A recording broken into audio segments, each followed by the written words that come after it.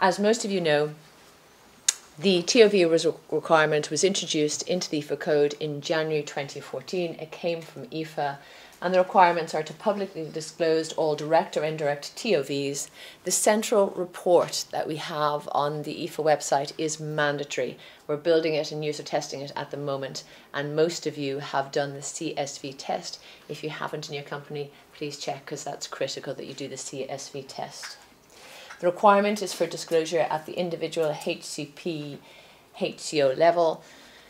Well, that's really, when we say a requirement, that's really an ideal situation. We're looking for high levels of consent, and we think it is positive to have HCPs indicating their individual name. Most of the medical groups have agreed that that's a positive initiative. So that's what we're looking for, is high levels of consent from healthcare professionals.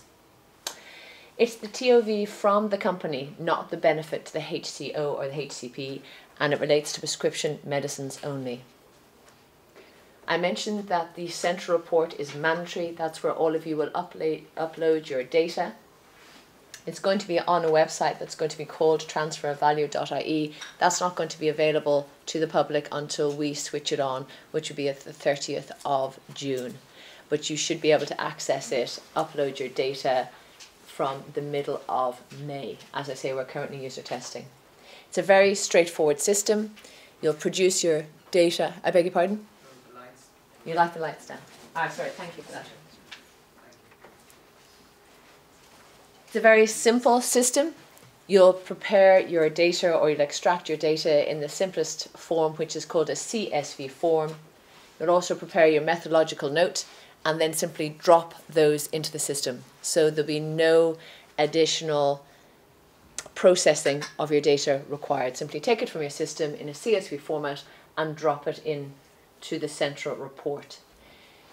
The data is entirely controlled by your company, very similar to medicines.ie, if any of you have ever used medicines.ie. So you're responsible for your data, you upload it. If there are any changes, you will do so. So you have absolute control. You'll have your own passwords and usernames to do so. We have no access to the data, no control of the data, so we cannot amend it. And therefore, each company, yourself, you'll be the data controller. As part of the central report, we need certain items. A data processing agreement, which has been sent out, that needs to be signed and returned to us. We're going to propose timelines for amending data. A draft protocol has been sent out to the ToV implementation group. That's a group of experts that we've put together from various of the companies who are looking at various aspects of the ToV initiative, and they're looking at what the appropriate timelines would be. A suggestion has been 30 working days, but that may be considered too long by the Data Protection Commissioner. So what I've asked is, and what you'll need to do, and what we'll come up with, is a rationale for why we need so many days to amend data, but that will be sent to you in due course. So we're developing that protocol to answer that question about how long will you have to amend data if it's either wrong or if consent is withdrawn. So that's being worked upon. In terms of queries about your data, you need to make sure that you have the appropriate contact details up on the website. We have already asked for those, and they'll be put up on the website, but it's really important that you have the appropriate one and that you monitor it for as frequently as you deem is necessary. Any queries on data will be sent directly to you. We will handle general queries about the ToV initiative, the FBA aspect of it, the general side of it, but specific data questions, anything to do with your data, will go straight back to you. So please make sure that you have sent us the correct contact details, because if you have any questions, they will go to that contact detail if they come to us, but hopefully they'll just go straight to the website and see your contact details up there, and you should be the first port of call.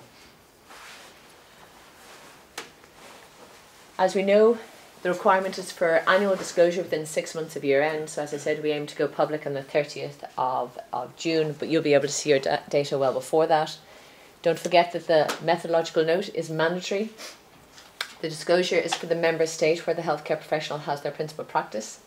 The info will be kept public for 3 years, and records will be kept for at least 5 years, and you're responsible for accuracy and collation. A reminder that we're already transparent about meals, so meals are not part of the ToV. These are the categories. I think you're all well familiar with them now. Just 3 different categories for a healthcare organisation: donations and grants, costs related to events, fees for service and consultancy. 2 for healthcare professionals, just costs related to events, fees for service and consultancy. And the aim is for disclosure on an individual basis, I mentioned earlier, and that's to do with consent. Aggregation if there's a legal reason why you cannot disclose, or it's for research and development. So there'll be a single figure for research and development. We've done some surveys, and for the whole of 2015, for as much data as companies had compiled at the time of the survey, which was in January, so please be aware that these figures are not final, because many companies didn't have all their data together. But we were looking at almost 100% consent for HCOs. It should be at 100% because you have a binding contract with that individual.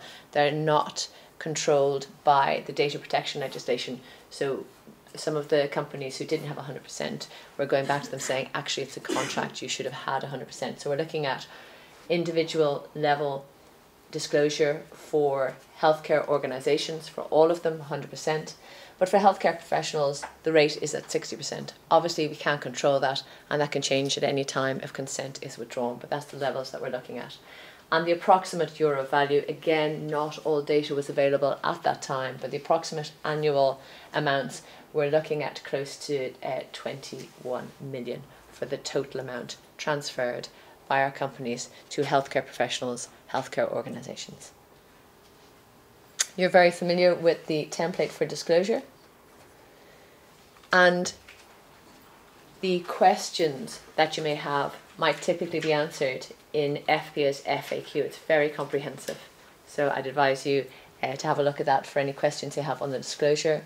There are also some other resources provided by FPA, and a methodological note template and a decision tree for helping you to identify indirect TOVs. As you know, many of the medical organisations are positive about this initiative and wish to see the disclosure. I think it's a positive move, but not only in Ireland but also across Europe.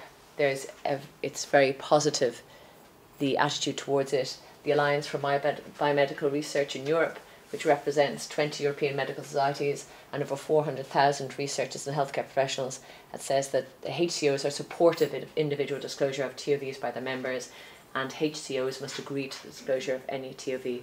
So at a European level and at the highest level, there is great buy-in and positivity towards our initiative. Any questions on that aspect? Yes. I think the testing was due to be taking place. Has that happened, or? You should have received an email. So every company received an email with the username and password. For the CSV test, this is. Right. For the user acceptance testing, we had a subgroup doing that, because we obviously couldn't have everyone doing the user acceptance testing. Okay. And if we didn't get the CSV testing, will we just can we just contact you directly? Please do. Yeah, I do. I believe it was sent out to all companies, but maybe it was the wrong contact. Thanks, Rebecca. Okay, I'll just open up Kate's presentation. Yes, please. I have one question. You mentioned that after the testing, you expect companies to be able to upload the data in the middle of May. Middle of May, yes. Is there a deadline then for when the data has to be uploaded by? Obviously, it's going live on the 30th. Going live on the 30th. We've said as a part of the data processing agreement that it has to be uploaded by 2 o'clock on the 30th. So 2 p.m. on the 30th of June. I would highly recommend that internally you do it well before then. But that is the final cut-off date at 2 o'clock on that day, and it will be closed and you won't be able to upload any further, so I'd advise to do beforehand.